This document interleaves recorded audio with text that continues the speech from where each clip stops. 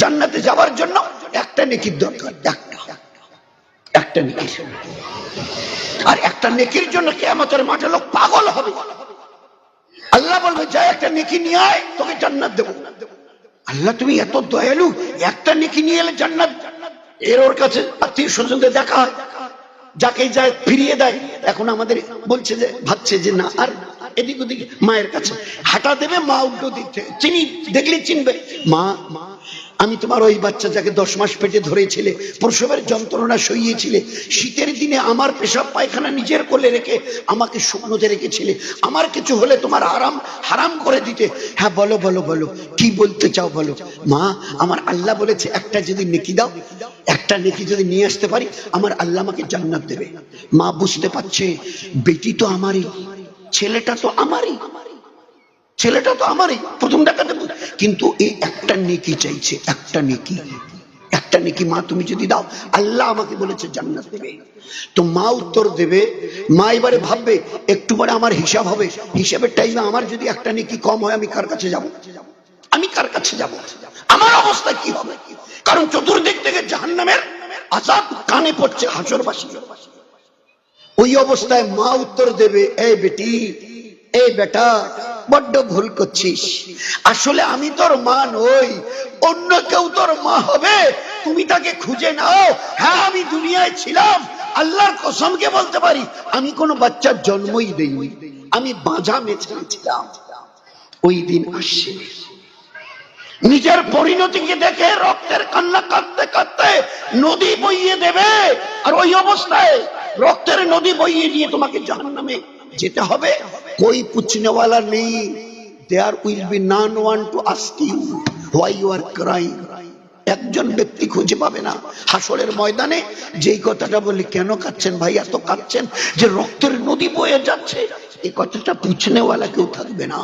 তার আগে থেকে জীবনটাকে সামলাই, কি করব? সংক্ষেপে শেষ করি। এই মাদ্রাসাগুলোর দিকে দেখ নজর। মানুষ সবার দুটো জিনিস আল্লাহ দিয়েছে, কোরআন ও হাদিসের এলেম।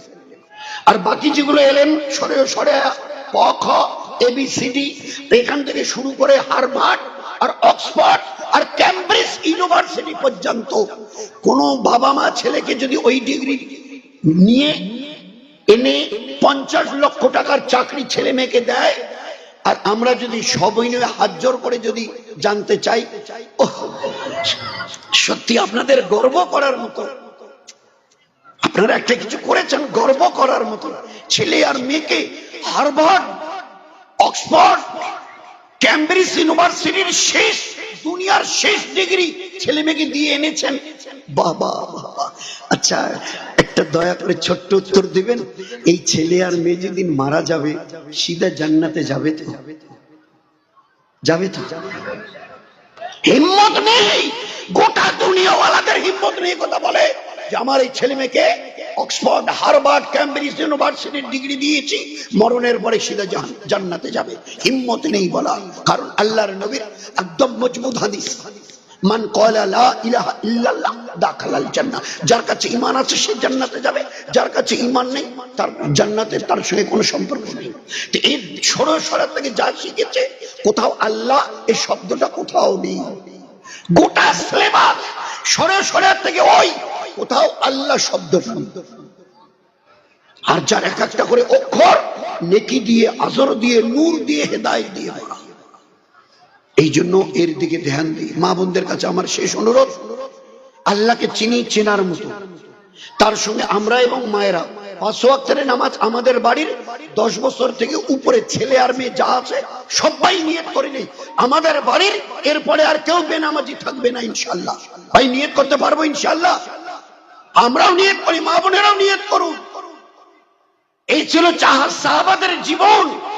একটা 10-11 বছরের মেয়ে বাচ্চা খুঁজে পাওয়া যায়নি যে 1 ওয়াক্তের নামাজ কাজা করেছে। একটা মেয়ে খুঁজে, একটা ছেলে 10-12-15 বছরের খুঁজে পাওয়া যায়নি সাহাবা। তো 5 ওয়াক্তের নামাজ রোজ আমাদের বাড়িতে আমরা এবং মা বোনেরা কোরআনে পাকের তেলাওয়াত প্রতিদিন, কোনোদিন যেন বাদ না যায়। দয়ার নবী বলতেন যে বাড়িতে রোজ কোরআন তেলাওয়াত হয় ওই বাড়িতে রহমত আর বরকত আল্লাহ দান করে। ফজর আর আসরের পরে 3 তাসবিহাতের পাবন্দি করি, 4 নিজের জবানের হেফাজত করি, গীবত, শিকায়েত, পরনিন্দা, পরচর্চা, এগুলো হারাম হারাম হারাম